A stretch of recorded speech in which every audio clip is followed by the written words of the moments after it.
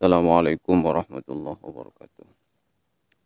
Bismillahirrahmanirrahim. Ila hadrati habibina wa syafiina Rasulillah Sayyidina Muhammad ibn Abdullah sallallahu alaihi wasallam wa ala alihi wa sahbihi wa zawjihi. Tabi'in wa tabi'in tabi'in.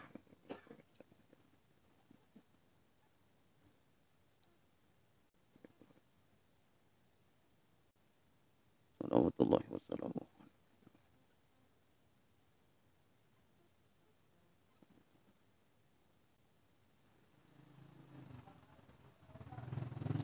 Wa ila ruh.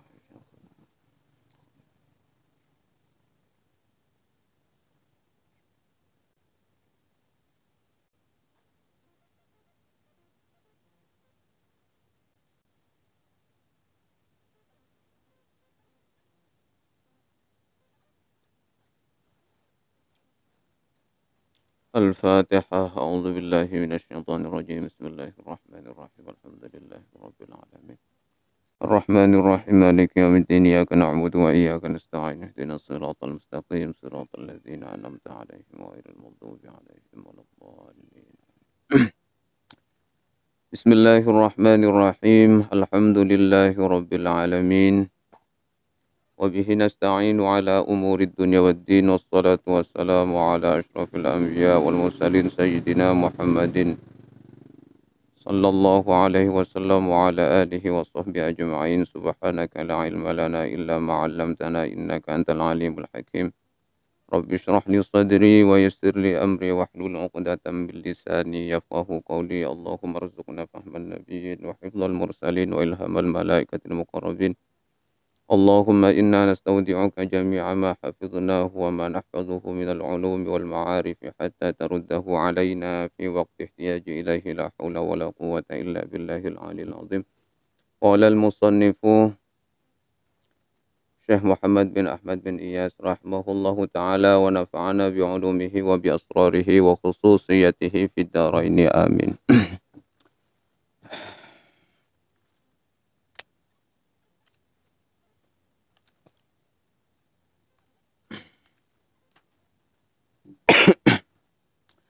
Bismillahirrahmanirrahim. Wa minal ajaibi anna ta'iran yusamma as-samarmar wa huwa qadru zurzur wa min sya'nihi annahu yuhlikul jarad. Kita melanjutkan bab sebelumnya yang masih membahas tentang keajaiban-keajaiban, keunikan-keunikan yang ada di antara langit dan bumi.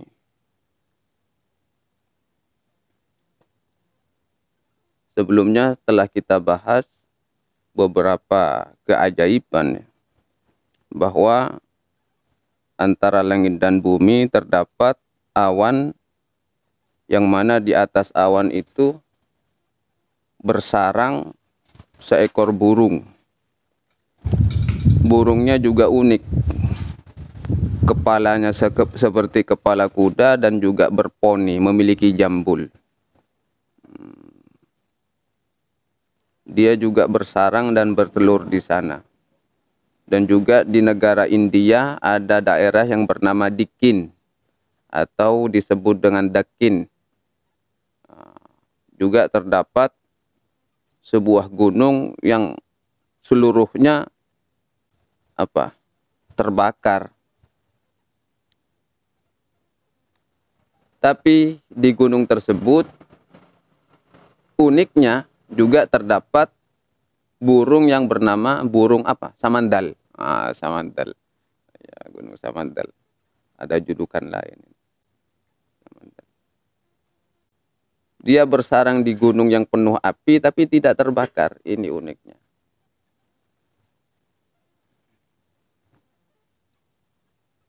Dan juga burung Samandal ini memiliki minyak yang manfaatnya jika diambil lalu dioleskan ke tubuh manusia, maka manusia juga tidak akan terbakar oleh api. Ini khasiatnya dari burung Samandal.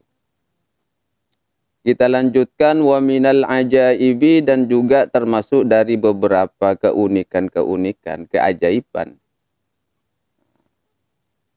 Anna ta'iran, bahwasanya terdapat sejenis burung. Anna ta'iran, bahwasanya juga terdapat sejenis burung yusamma, yang dinamakan apa burung tersebut, as-samarmar, dengan sebutan burung samarmar. Namanya burung samarmar. Seperti apa burung samarmar ini? Wa huwa qadruz zurzuru, yaitu sejenis burung jalak. Tahu burung jalak kan? Ya, burung jalak. Wa huwa qadruz zurzur, yaitu sejenis burung jalak. Wa min sya'nihi annahu yuhlikul jarada, dan di antara kebiasaan burung ini, annahu, bahwasanya, yuhliku, dia sering membasmi al-jarada, kepada belalang. Nah, di sini maksudnya yuhliku istahlaka. Istahlaka ini apa? Belalang itu jadi bahan makanan utamanya. Jadi dia maunya cuma sama belalang. Yuhliku. Jadi ya pasti belalang saja yang diburu. Mun bodo bolong ikakan. Jadi termasuk burung ini adalah pembasmi hama. Kalau sekarang kan disebut burung pembasmi hama. Dia kebiasaannya burung ini apa? Memakan belalang qabla ayya wa ila aini ma'in. Sebelum dia kembali ila aini ma'in, ke sarangnya, yaitu sarangnya di sini ainu ma'in. Apa? Ada di sebuah mata air. Fi aqsa biladil ajami, di ujung apa? Di daerah terpencil, daerah Persia. Di sini daerah terpencil di negara Persia, di daerah Persia. Pedalaman Persia lah.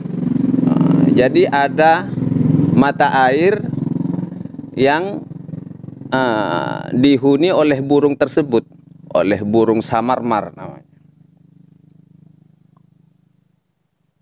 Fa'idha nazala fi biladihim, fa'idha nazala, apabila menimpa, fi biladihim, ke daerah mereka, ya ke negara mereka, al-jaradu, apa, maka mengirim penduduknya farisaini, akan dua kesatria, ila tilkal aini, ke mata air tersebut.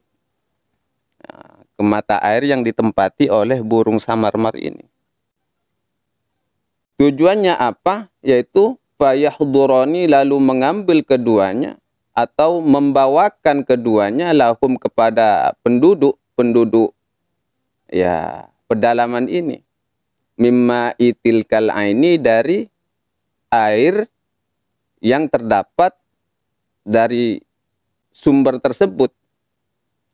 Jadi dua kesatria ini mengambil air dari mata air tersebut, lalu dibawa pulang ke penduduknya. Faris ini kan artinya kesatria. Maknanya Faris itu kesatria. Faris bisa dimaknai dengan negara Persia. Tapi kalau makna Arabnya, ya Faris itu adalah seorang kesatria. Penunggang kuda. Kesatria berkuda.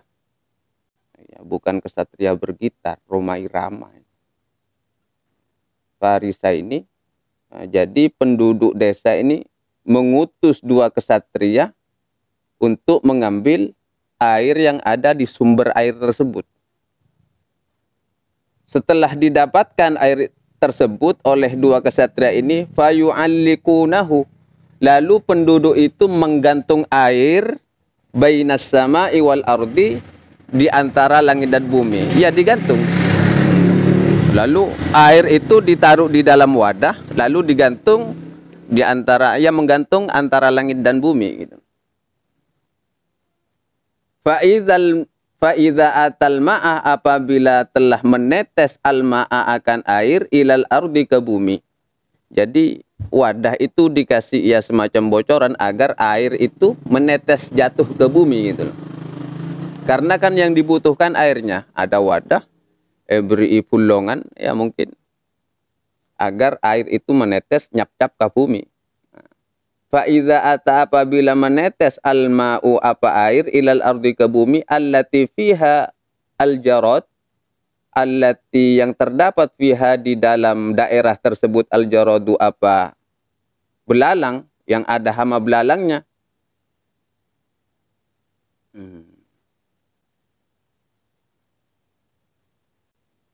Yutbi'uhu at-ta'iru al-ma'rufu bis-samarmar, maka akan mengikuti, akan mengejar juga at-ta'iru apa burung al-ma'ruf yang sudah terkenal bis-samarmar dengan sebutan burung samarmar itu. Fayaqtulal jarada, lalu membunuh, membasmi apa burung al-jarada akan belalang tersebut. Lalu kalau sudah airnya menetes ke bumi, maka burung pun itu, burung samarmar itu akan muncul juga. Lalu dia akan membasmi belalang. Berarti airnya ini air yang luar biasa khasiatnya, bisa mendatangkan burung samarmar. Kenapa bisa demikian? Karena memang burung samarmar itu bersarang di dalam di mata air itu. Jadi sudah kesukaannya di mata air itu, bersarangnya di sana. Jika ada bau air saja, pasti burung samarmar ikut datang kemana air itu ditempatkan. Seandainya ditempatkan di Banyu Putih, mungkin bisa datang juga burung samarmar ke Banyu Putih. Kan kau tunggalak nak ke Persia. Tak apa-apa. Sekali-kali kan dengan ilham kan bisa. Kan iya, touring terus. Ya ilham dama-dama depa kan. Cuma belum nyampe kan pasti ke daerah Dikin. Ngalak Samandal. Apabila air itu telah menetes ke bumi, maka pasti diikuti oleh burung yang terkenal dengan sebutan samarmar. Lalu burung tersebut akan membasmi belalang. Wa yufnihi an akhirihi. Dan akan membasmi sampai ke akar-akarnya, sampai tuntas itu. Jadi ini keunikan burung samarmar. Tujuannya hanya yang diserang itu belalang saja. Dan uniknya juga burung samarmar ini, pasti kalau ada air tersebut, walaupun satu tetes, walaupun satu wadah, itu berkumpul di sana, pasti. Ini kan termasuk keajaiban-keajaiban dunia. Begitu luar biasanya Allah menciptakan. Sampai sesuatu yang tak pernah kita temui bisa terjadi. Atau bahkan sesuatu yang di luar nalar kita bisa terjadi. Itulah kekuasaan Allah. Wa yuqalu, dan juga dikatakan madama dzalikal ma, madama selama masih ada madama dzalikal ma'a, selama air tersebut fil ardi masih ada di bumi itu, la yadkhulu ilaihal jarad, la yadkhulu tidak akan pernah masuk ilaiha kepada daerah tersebut al jaradu apa belalang. Selama air tersebut masih ada, maka belalang tidak akan masuk ke daerah tersebut. Kenapa tidak masuk belalang? Ya karena pasti ada burung samarmar. Berarti kalau belalang masuk ke daerah itu, ya bunuh diri namanya belalang. Wa min sya'nihi hadzal ma'a annahu idza kana fi ina'in wa wudi'a 'alal ardi batala sirra alladhi bihi. Wa min sya'nihi, dan juga keunikan hadzal ma', air ini, dan juga keunikannya air ini, annahu bahwasanya idza kana, apabila ada air ini fi ina'in ditampung di suatu wadah, wa wudi'a 'alal ardi, dan juga ditempatkan di tanah,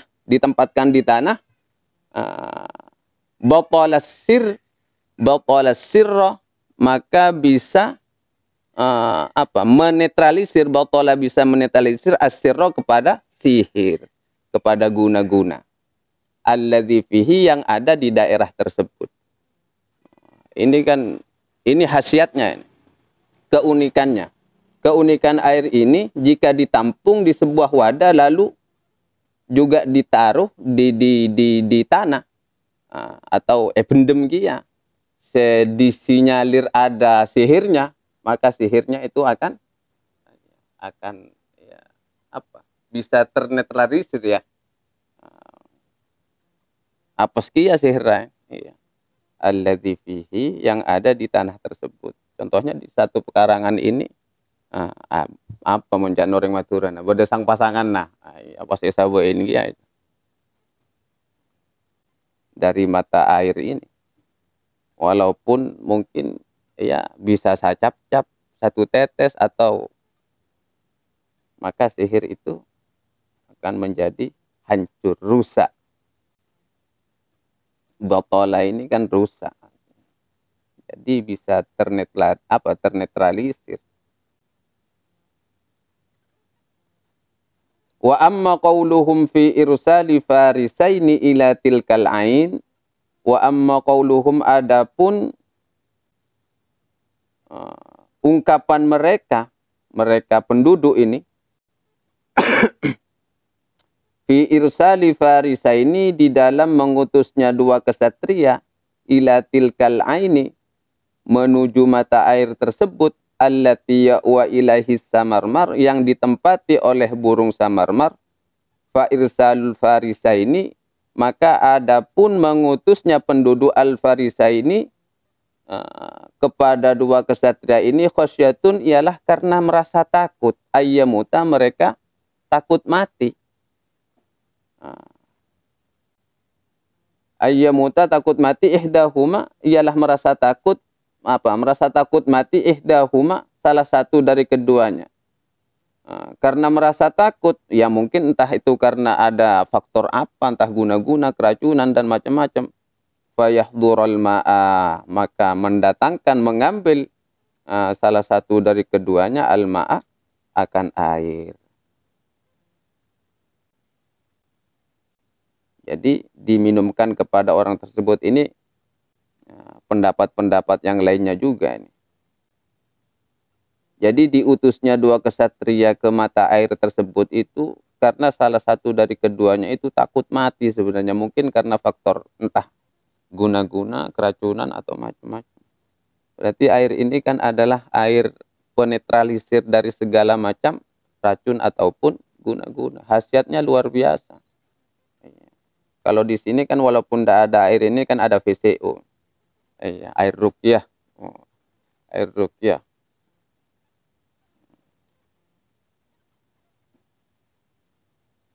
Ruqyah aswaja. Mungkin bisa lebih hebat dari air samarmar ini. Karena sudah auranya kan aura Al-Quran kalau air ruqyah. Yang untungnya saya maca ruqyahna lancar ya kurang namun pas tak lancar kan.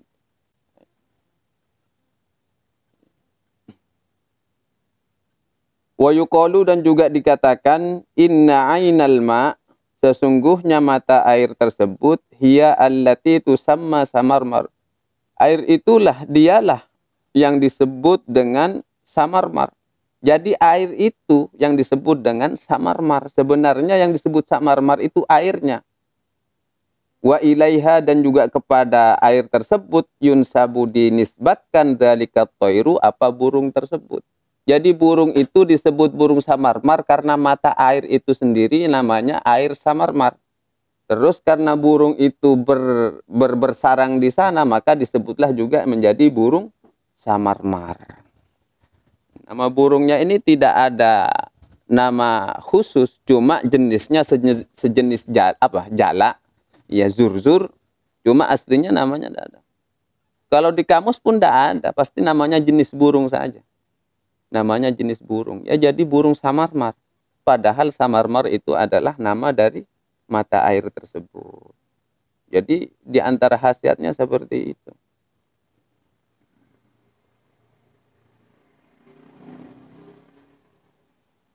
Wa mimma yu'ayyidu hadzal khabar, dan juga di antara yu'ayyidu yang menguatkan hadzal khabar tentang cerita ini, anna fi sanatis nataini wa khamsina wa thamanimi'ah, bahwa sesungguhnya fi sanatis nataini wa khamsina wa thamanimi'ah, sesungguhnya di tahun 852, di tahun 852, akhdara ba'dul a'ajim, mendatangkan ba'dul a'ajim, siapa orang-orang pedalaman, ilal mulki zahiri Jakmak. Nah, ini repot juga namanya. Nama seorang raja. Ilal mulki zahiri Jakmak, mendatangkan kepada raja al-zahir Jakmak. Raja Jakmak. Ini penguasa Mesir. Nah, jadi seorang pedalaman Persia datang menghadap Raja Jakmak. Raja Jakmak ini berkuasa sekitar, kalau secara hitungan Masehinya, 1435 apa 1430, ya 34, berkisar itu sudah. Berarti hitungan hijrahnya mungkin sekitar ini 852 Hijriah. Di tahun tersebut ada seorang pedalaman Persia ini menghadap kepada Raja Jakmak, akhdara, membawakan komkomun nuhasun maktuman, sebuah botol dari tembaga yang ada apa? Ada segelnya, maktuman yang ada segelnya. Jadi memberikan hadiah kepada Raja Jakmak ini. Nama aslinya Saifuddin Jakmak, penguasa Mesir yang dulu. Saifuddin Jakmak.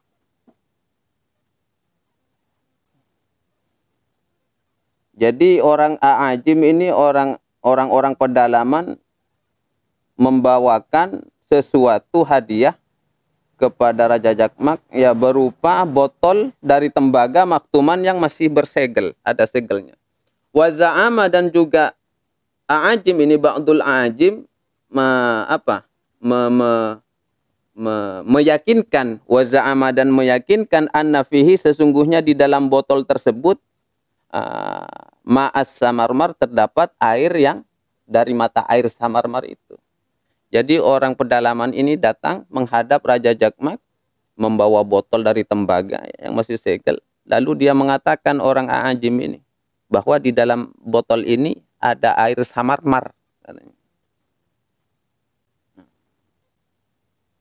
Begitu dijelaskan demikian, fa'an'ama alaihi sultan. Fa'an'ama, lalu memberi hadiah alaihi, kepada orang-orang pedalaman tersebut, as-sultanu, siapa? Sang raja. Bi alfi dinarin, dengan hadiah sebanyak 1000 dinar. Fi muqabalati ta'bihi, di dalam apa? Memberikan upah, mengganti rasa capeknya orang pedalaman ini.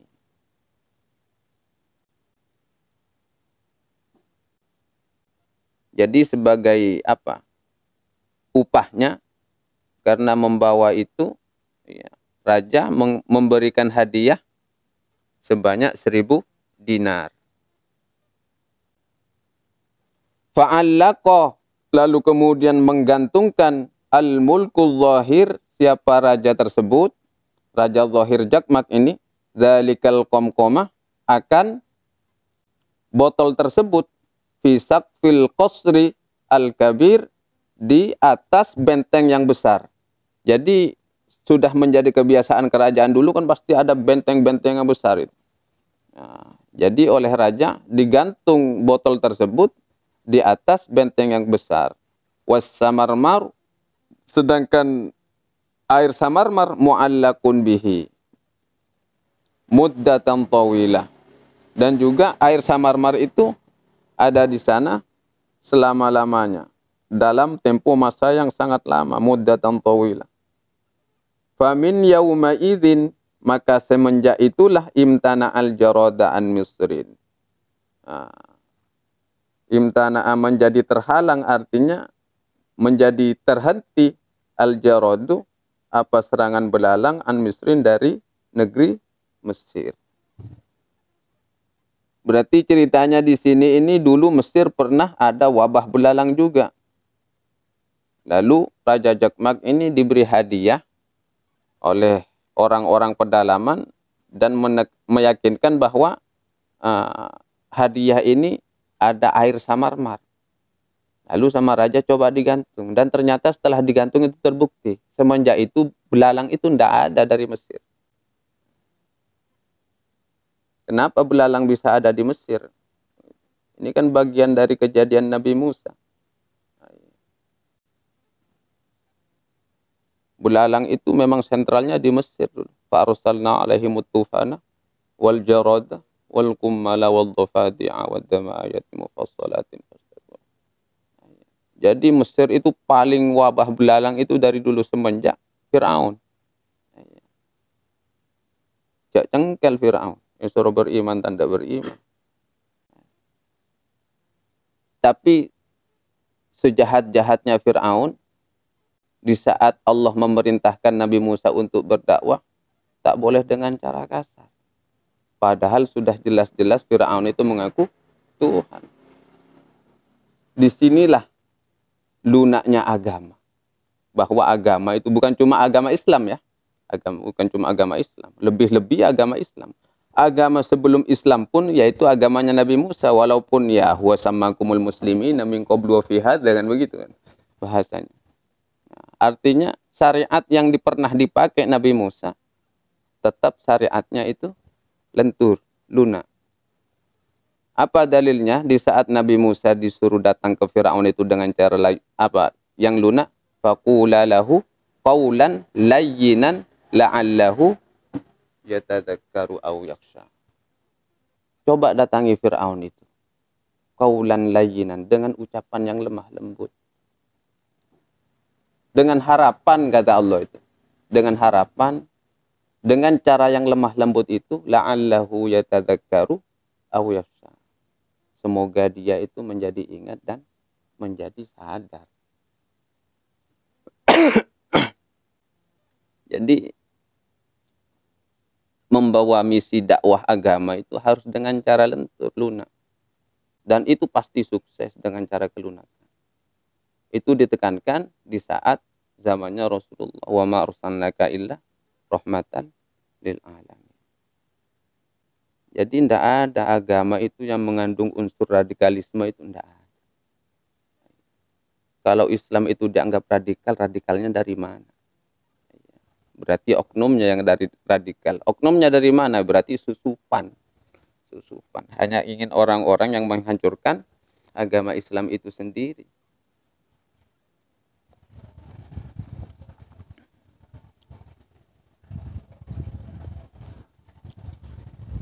Secara perjalanan sejarah, ya agama Islam memang seperti itu. Mulai dari Nabi Adam sampai Rasulullah, caranya pun lunak. Kecuali satu, Nabi Nuh. Udah jengkel banget itu. Iya kan? Udah jengkel banget. 950 tahun dapat 80 umat kan. Siapa sih tak cengkala kan? Carmet. Akhirnya berdoa kepada Allah, Rabbi la tadar alal ardi minal kafirina dayyara. Sudah bantai saja. Kalau bahasa simpelnya kan begitu. Rabbi ya Allah la tadar alal ardi. Jangan engkau biarkan di muka bumi ini minal kafirina dayyara. Dari orang-orang kafir itu dayyara ya berkuasa. Innaka intadarhum yudillu ibad. Ini sudah menjadi alasannya Nabi Nuh. Kan pasti ditanya sama Allah, kamu kok berdoa seperti itu, apa alasan kamu? Ya, akhirnya Nabi Nuh pun memberikan argumentasinya, memberikan jawaban. Innaka intadzarhum yudillu ibadaka wa la yalidu illa fajiran kafar. Innaka intadzarhum, jika engkau masih membiarkan kepada mereka, artinya orang-orang kafir ada di muka bumi ini. Yudillu ibadaka, ya kelakuannya hanya akan menyesatkan kepada hamba-hambamu yang lain, kata Nabi Nuh. Wala yalidu, dan mereka juga tidak akan melahirkan anak-anaknya illa fajiran kafara, kecuali menjadi orang-orang yang kafir dan fajir juga. Ujung-ujungnya kan akan makin rusak muka bumi ini alasannya.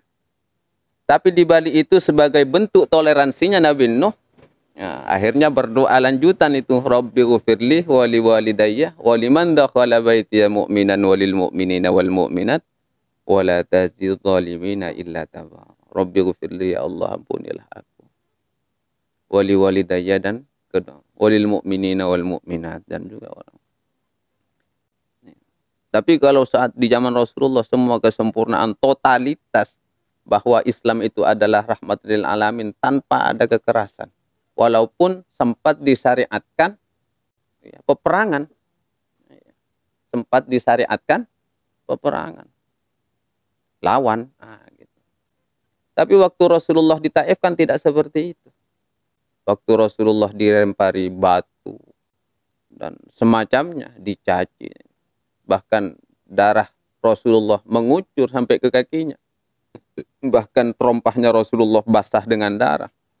Dengan cepat-cepat itu Rasulullah mengusap darahnya agar tidak jatuh ke tanah di daerah Taif.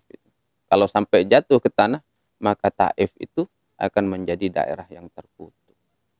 Di sana yang gregetan siapa? Ya diantaranya pendampingnya malaikat Jibril. Komando ya Rasulullah, komando. Sudah nggak sabar Jibril itu. Saking tak teganya melihat Rasulullah dihina sedemikian rupa. Tapi begitu sabarnya Rasulullah itu, apa jawaban Rasulullah? Walaupun mereka saat ini mereka mencaci dan menganiaya diriku, aku masih berharap memohon kepada Allah, semoga keturunan dari mereka beriman kepada Allah. Ini sudah akhlaknya Rasulullah.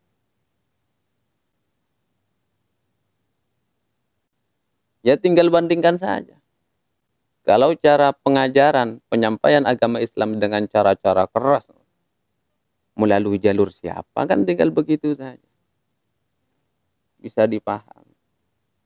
Suksesnya Wali Songo juga di Nusantara dengan cara toleransinya, lemah lembutnya, tasamuhnya. Coba kalau langsung membantai dengan cara-cara yang tidak jelas, saya kira tidak akan sukses Wali Songo. Jadi bahasa wa ma arsalnaka illa rahmatan lil alamin, kalau diartikan itu Islam tujuannya adalah mengislamkan budaya, bukan membudayakan Islam. Jadi budaya-budaya yang tidak bernuansa Islam itu diislamkan, diisi dengan nuansa-nuansa Islam, bukan membudayakan Islam. Kalau membudayakan Islam, coba bagaimana rusaknya, ekstrimnya sebuah perjalanan agama itu. Budaya-budaya yang tidak sesuai dengan Islam, wah, digusur, dirusak. Sedangkan setiap daerah memiliki budaya masing-masing. Harus sesuai dengan Islam. Wah, bukan begitu pemahamannya. Di sini tidak ada onta. Di Arab onta, cara kurbannya kan gimana? Main zakatnya gimana? Kan begitu. Terus pengisiannya seperti apa? Semuanya budaya. Bahkan tawaf itu sebelum Rasulullah diangkat menjadi Rasul, bahkan sebelum lahir Rasulullah, tawaf sudah ada di mana. Cuma kan dengan cara telanjang. Tapi begitu Rasulullah diutus kan menjadi sesuatu yang lebih sopan. Gamis juga budaya. Gamis juga budaya. Cuma menjadi nilai lebih dalam perjalanan ibadah ya semenjak diutusnya Rasulullah. Sehingga beribadah memakai gamis ya ada nilai plusnya kan begitu. Angkui sorban. Lembat ke orang jahiliyah yang angkui sorban gitu. Jadi semuanya menjadi sempurna itu sebab adanya Rasulullah.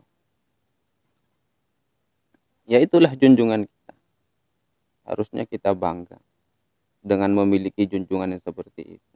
Mun pas bode seras makeras sama manang ibu agama kecek-kecek sirik, kecek-kecek bid'ah, ya gocak yang untung nabi nabi sampean lah, mun sampean kan rosak agama nih.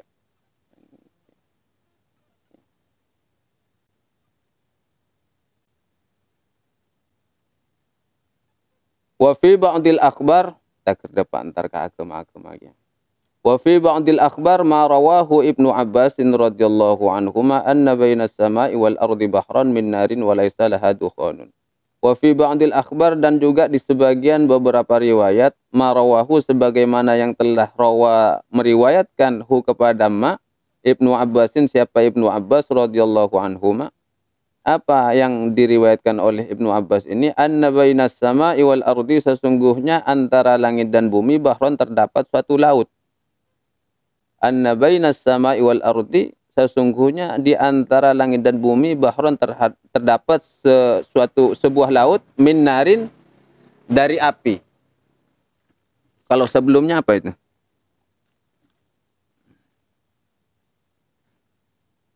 Pendapatnya Ibnu Abbas itu tentang akhbaril matorin. Hanya ada laut saja ya, laut saja. Kalau ini ada laut yang secara keseluruhannya dari api. Walaisa laha dukhanun, walaisa laha, akan tetapi tidak ada bagi lautan api ini dukhanun, asapnya. Jadi ini api yang tak berasap maksudnya. Fayuqalu, lalu dikatakan, annal janna, bahwa sesungguhnya para jin, khudiqu min dzalikal bahr, diciptakan dari api yang terdapat dari laut tersebut. Jadi jin-jin yang ada itu kan, wa khalaqal janna, kalau Al-Qur'an kan begitu, wa khalaqal janna mimma rijin minna, dari api yang menyala-nyala. Jin itu diciptakan dari api yang menyala-nyala. Dan menurut pendapatnya Ibnu Abbas ini, yang diambilkan apinya itu bukan dari api neraka itu, tapi api yang ada di antara langit dan bumi, yang dari lautan tersebut. Jadi kalau kita kaji antara laut yang ada lautan api yang ada di antara langit dan bumi, itu bagian dari beberapa tetesnya, beberapa masih tetesnya dari api neraka. Berarti panasnya itu masih kalah jauh panasnya sama api neraka. Masih api rendaman itu. Sama dengan api yang ada di dunia. Berapa tahun direndam itu api yang akan diturunkan di dunia. Sehingga panasnya pun, suhunya mulai menurun. Tapi begitu panasnya kan. Ya kalau tidak percaya, coba saya rokok-rokok korek na tekuk. ODI. Panasnya luar biasa. Itu tak seberapa dibanding panasnya api neraka. Api neraka itu kalau sekali sentuh, mungkin kalau apoy rokok nih, sekali sentuh, kan tak langsung kembang kan, cuma terasa panas kan, cuma terasa panas saja. Tapi kalau api neraka, panasnya itu begitu menyentuh, bahasa Al-Quran, kullama nadujat juluduhum baddalnahum juludan ghairaha. Nadujat juluduhum, langsung meleleh itu kulit, cuma menyentuh itu. Kan menyentuh ke neraka itu, ke api neraka itu, maka kulit itu langsung meleleh. Kalau melelehnya lilin kan masih lama kan? Lilin ada apinya kan masih lama itu, melelehnya. Tidak langsung spontan. Berarti kan tak begitu panas dibanding panasnya api neraka. Tapi kalau api neraka, perbandingannya, gambarannya sudah itu.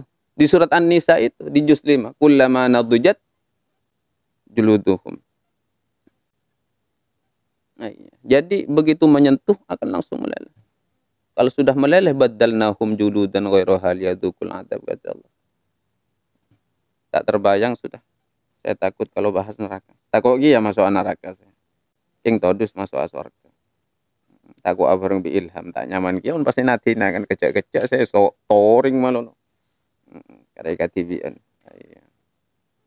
Jadi sangat wajar jika jin, kafir, setan masuk neraka, meleleh, sangat wajar.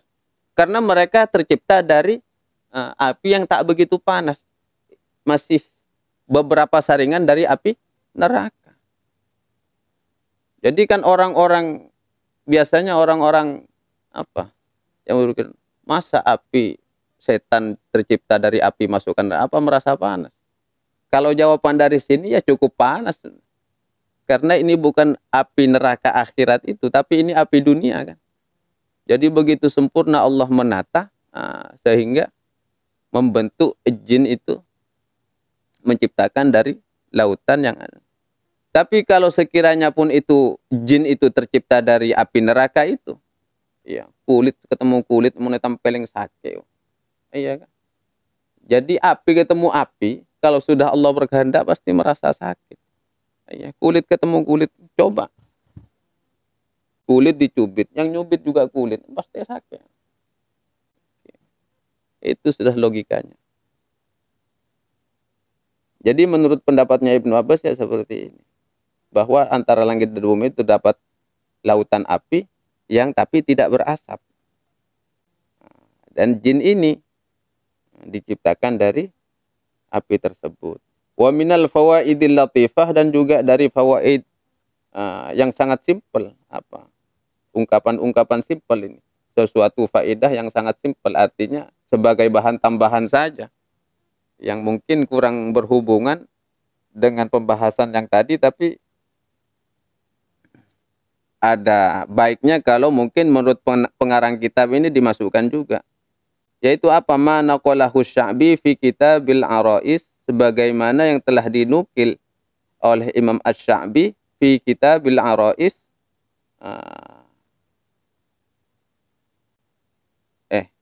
Ini bukan Imam Asy-Sya'bi ya, salah cetak, As-Sa'labi. Karena kitabnya Al-Arais. Kitab Arais itu adalah karangannya Imam tentang Qasasul Anbiya. Nukilannya dari semuanya rata-rata Imam At-Ta'labi. Kitab Arais ini ada dua. Kitab Arais karangannya Ibnul Jauzi dan juga yang At-Ta'labi ini. Yang At-Ta'labi pakai ta. At-Ta'labi itu Aroisnya tentang Qasasul Anbiya, cerita-cerita para nabi. Sebagaimana telah dinukil oleh Imam At-Ta'labi fi kitabil Arais, di dalam kitab Al-Arais. Ada kitab Al-Arais itu. Itu tentang Qasasul Anbiya. Kitab Araisnya Lis-Ta'labi gitu. Kalau pesan kitab ya. Kalau pesan kitab Araisnya At-Ta'labi. Ada soalnya Araisnya Imam apa? Al-Jauzi. Bisa seru juga itu, sama dengan kitabnya Ibnu Katsir tentang Qasasul Anbiya, kan ada Ibnu Katsir Qasasul Anbiya.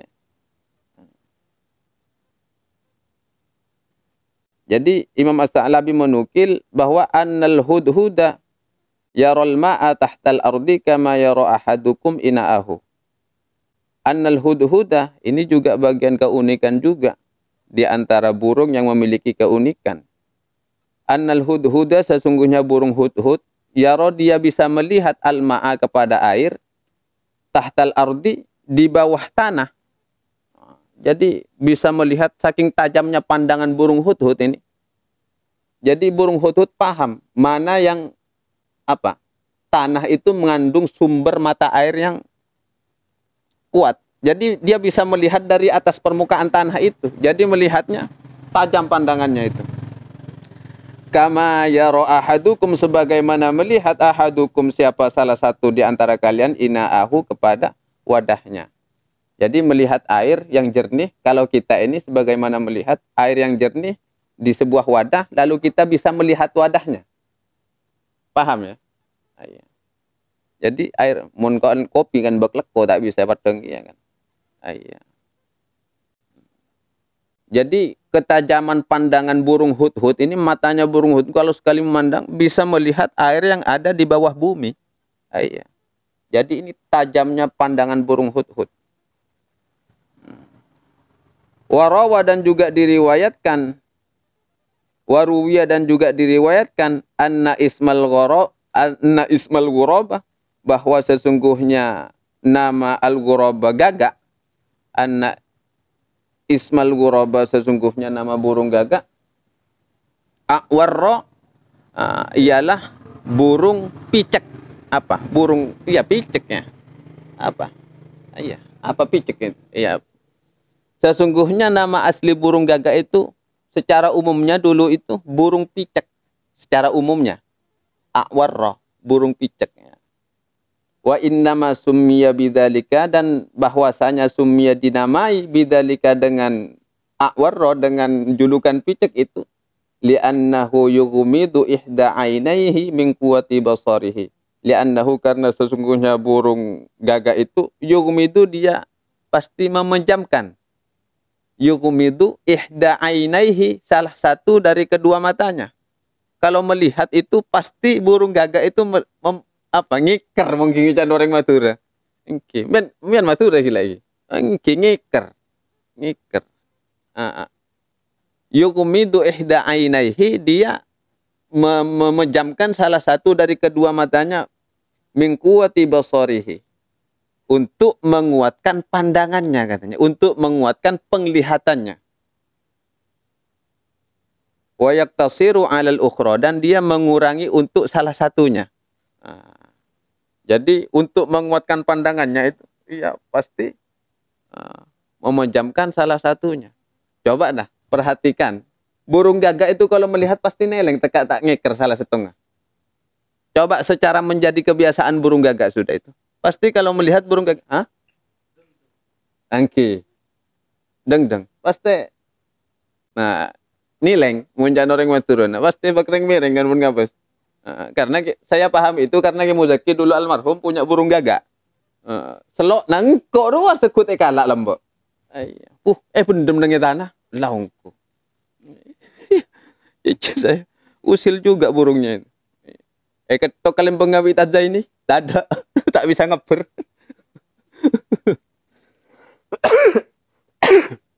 Jadi burung gagak itu mendapat julukan apa? A'warro, karena sudah menjadi kebiasaannya. Saking tajamnya pandangan, dan untuk menajamkan pandangannya dia tuh menutup salah satu dari kedua matanya. Wa qad qila fil makna, dan sungguh-sungguh telah dikatakan fil makna, seperti dalam ungkapan makna, wa qad dhalamuhu hina sammuhu sayyidan. Wa qad dhalamuhu, dan sungguh-sungguh mereka mengingkari hina sammuhu sayyidan, ketika tatkala mereka mendapat julukan sayyid, mendapat julukan seorang pemimpin. Kama dhalaman nasu, sebagaimana mengingkari an-nasu, siapa manusia, al-wuraba, kepada burung gagak, bi'awaron, dengan bermata picek.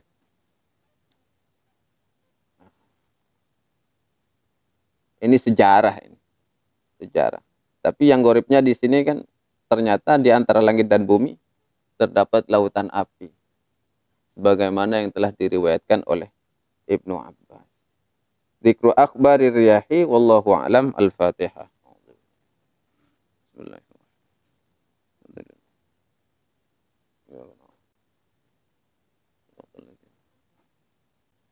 Assalamualaikum warahmatullahi wabarakatuh.